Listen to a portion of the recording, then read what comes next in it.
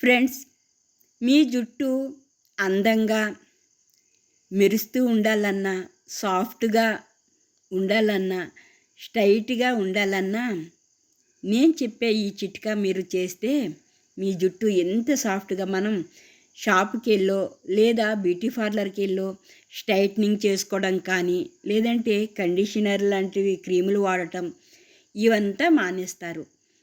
మరి దానికి కావాల్సింది ఏంటనేది మీకు ఇప్పుడు చెప్తాను.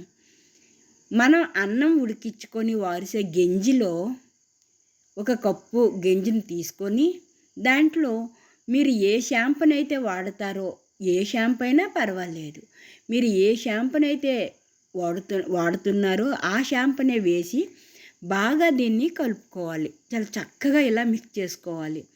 చేసిన తర్వాత మీరు తలస్నానం చేసుకునేటప్పుడు చక్కగా మీరు హెయిర్ పైన వేసి కొంచెం మర్దన చేసుకొని మీరు తలస్నానం చేసినట్టయితే మీ హెయిరు సాఫ్ట్గా, స్ట్రైట్గా, షైనింగ్గా ఉంటుంది.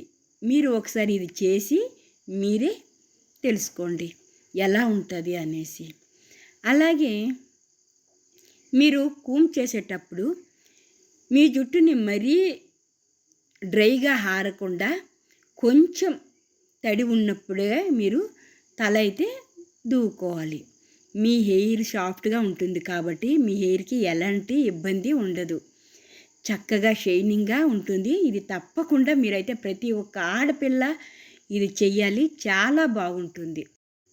ఇక రెండో టిప్స్ ఏంటంటే, మీ ముఖం బయటికి వెళ్ళేటప్పుడు డల్లుగా అయిపోవడం, చెమటలు కారటం, అలాగే జిడ్డు బారిపోవడం ఇలాంటివి మీరు చూస్తూ ఉంటారు.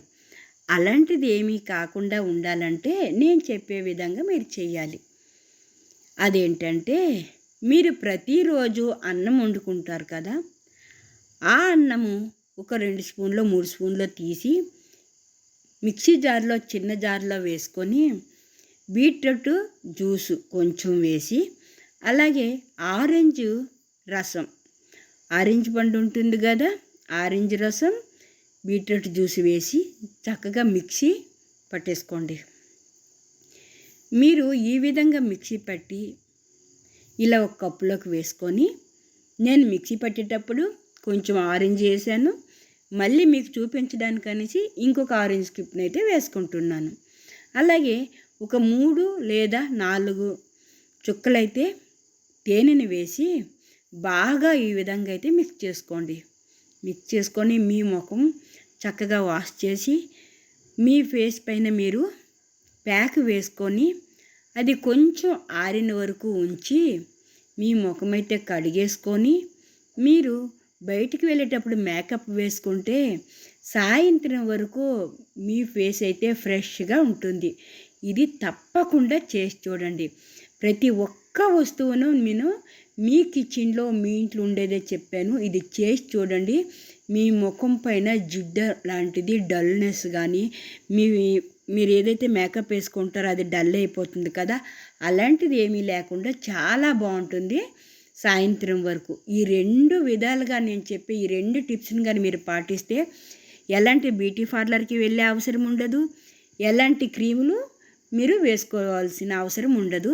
మీరే మీ హెయిర్లో మార్పులు చూస్తారు, అలాగే మీ ఫేస్లో కూడా గ్లోయింగ్ గ్లాస్గా మీ ఫేస్ ఎలా షైనింగ్ ఇస్తుంది అనేది మీరే చూస్తారు. మనం కాస్ట్లీ క్రీములు వేయటమే కాదు, మెయింటెనెన్స్ చేయాలి కదా. అందుకని మన ఇంట్లో ఉండే ఈ హోమ్ రెమెడీతో ఇలాంటివి చేసుకుంటే మన ఫేసు మనకి ఎప్పటికీ ఇలానే ఉంటుంది.